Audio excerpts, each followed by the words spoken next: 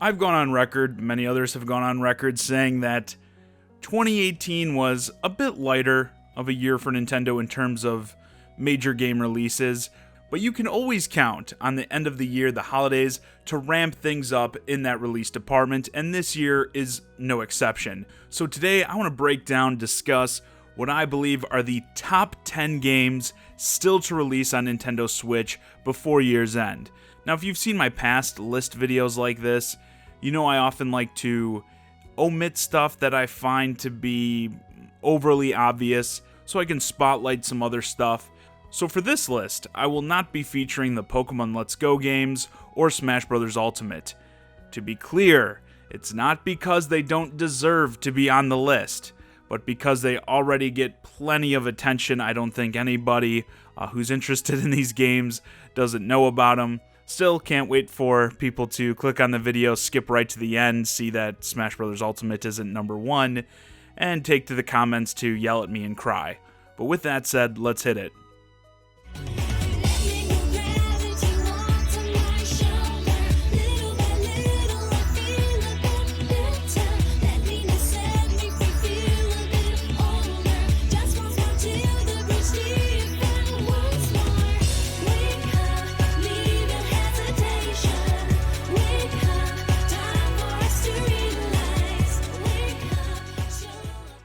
Let's start with something I'm equally parts excited and a bit nervous about.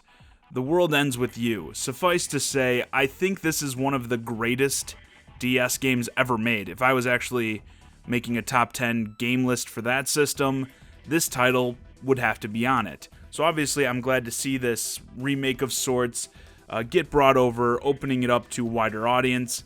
However, a huge part of what made this game so fun on the DS, so interesting, was its dual screen experience. With action taking place on both screens simultaneously, it added an extra layer to the gameplay that was far from the norm. And with the Switch, obviously, we don't have two screens, so this version won't have that.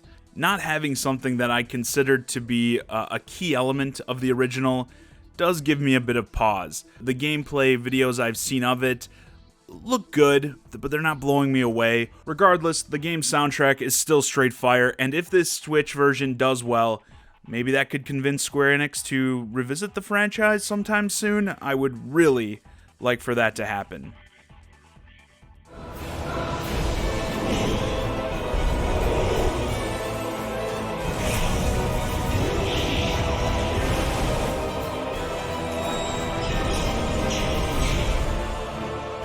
So that you may link the fire, cast away the dark.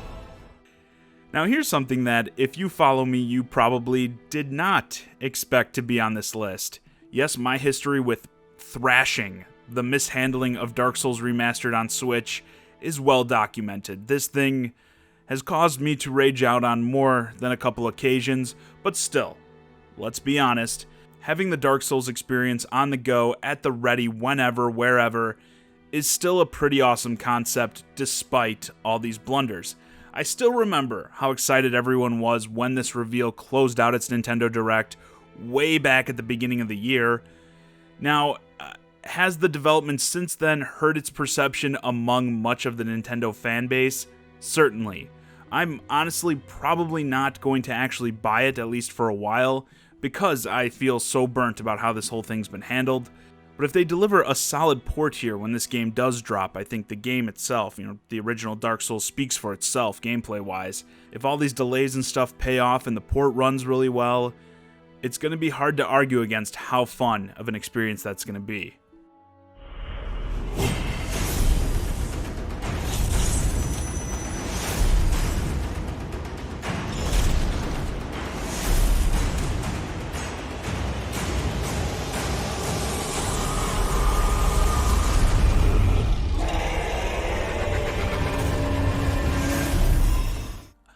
I've seen the Diablo 3 Switch release get a lot of hate from people with the, oh, they're gonna charge $60 for a 6-year-old game.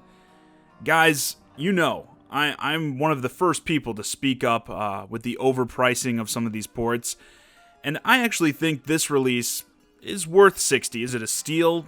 Probably not. but I do think the value is there. The Diablo 3 that released 6 years ago is nothing like the Diablo 3 of today.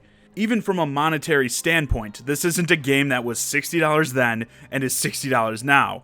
The game got a full expansion that cost $40 when it released, as well as the Rise of the Necromancer DLC that released last year for $15. So if you bought all these things individually when they released that were getting bundled together in this Switch version, you'd already be in for about $115 on this game. So don't be giving me this BS like it isn't discounted at all. But even beyond that, the value here is really in the free updates the game has gotten.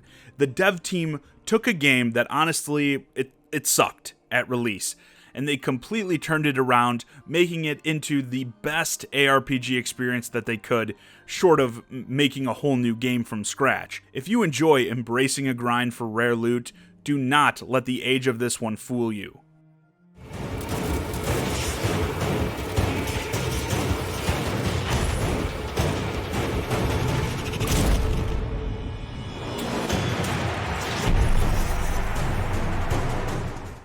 And hey, if you are still worried about paying too much for a looting experience, you can't go wrong with free.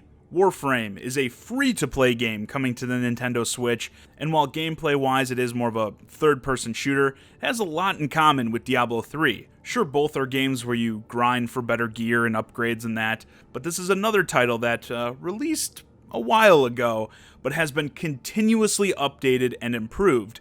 Non-stop. I mean, the experience this small dev team has created, it not only rivals many AAA games, I think it actually far surpasses much of what's out there, leading many to refer to this as simply the best free-to-play game on the market right now. And along with Diablo 3, I think it's great that we're getting a good amount of cooperative-based online games coming to the Switch, an area where I feel like things have been lacking since the system released. Ready to engage. We have to unite as one.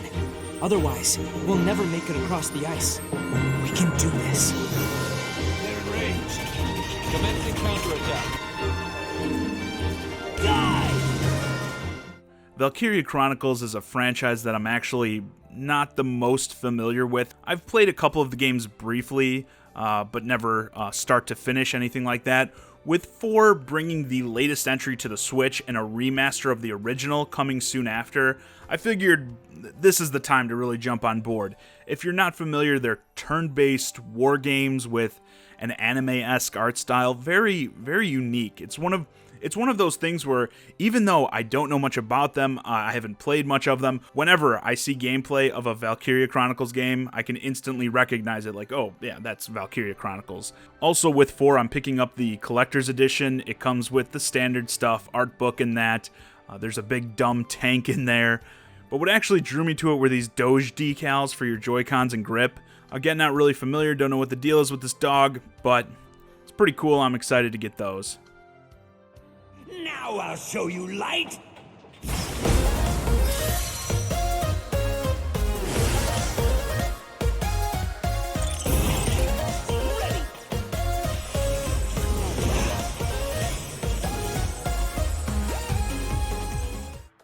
I think this game is going to be a lesson to never worship false idols.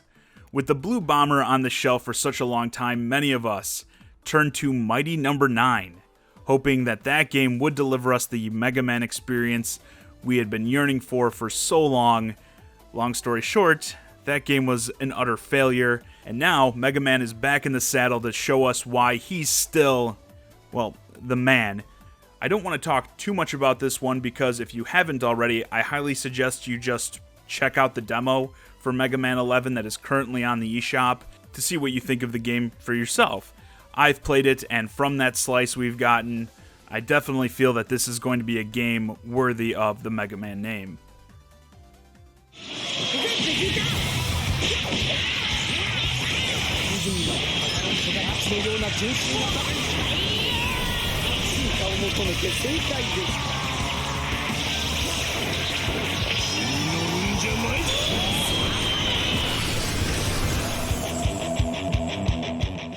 Finally, Dragon Ball fans are about to get their wish.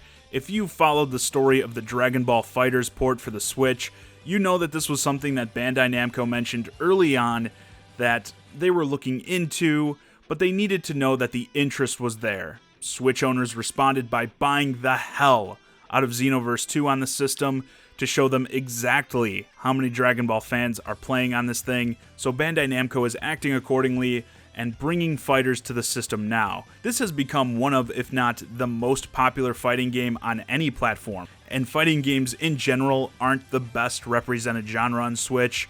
We haven't gotten many of the current major ones, so it's going to be awesome to see the Switch get perhaps the best fighting game on the market right now. Of course, until Smash Bros. Drops. これが天の聖杯同士の激突。お前、いい目をしてるな。俺の行く道はこの道だ。交わることはない。I wasn't sure whether or not to put this one on the list for a couple of reasons. I usually try to refrain from things that are DLC, but this is pretty much a standalone game. Xenoblade Chronicles 2 isn't required, but it also makes me kind of sad, because while I am excited for an excuse to dump even more hours into Xenoblade Chronicles 2 via Torna the Golden Country, I don't know with all this stuff coming out when I'm going to be able to get around to it. If you played the original release of Xenoblade Chronicles 2, or really any game in this series for that matter, you know how big of a time commitment these titles are, and I've got so much other stuff to cover. I definitely don't want to pick it up and have it put on the back burner like right away. So even though it is something I'm excited for, and it comes out in only a few days at the time of this recording, you can actually play it now if you've purchased the other DLC, but I'm probably not going to end up picking this game up until closer to Christmas time actually, so I can really sit down and get into it. Excited still nonetheless, and to those of you who do jump on it right away, maybe are even playing it right now, you'll have to let me know how it is. Could use a little help here. Can you hear me?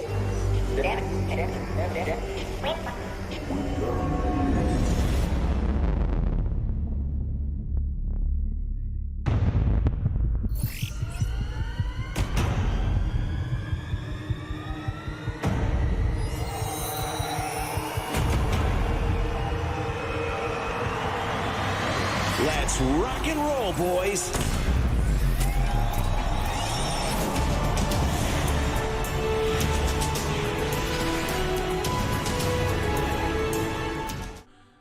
Still probably my favorite moment of this past E3 was streaming the Ubisoft press conference and popping off when Fox was revealed as a playable character in this upcoming Starlink Battle for Atlas game. Something I totally didn't expect, but what a perfect crossover. Of all the games on this list, Starlink is definitely the one I'm pulling for the most to end up delivering a solid experience as well as selling well on the Switch. With all these Star Fox editions being exclusive to the Switch version, it's the only one I see people really talking about. I haven't seen much chatter at all about this game on the Xbox One or PS4 or anything like that. Whenever I see this game brought up, everyone seems to be talking about the Switch version. So I'm hoping this helps it outperform the other versions on other consoles, making the Switch version the definitive version of this game. Still though, a lot of this relies on the game itself actually being good.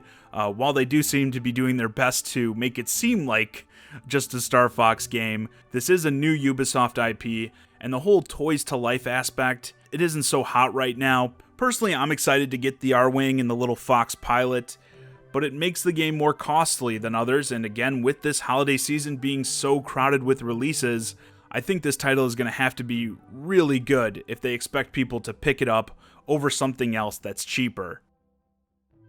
You ready for this? All right. He's desperate. Don't even think about it. All or nothing.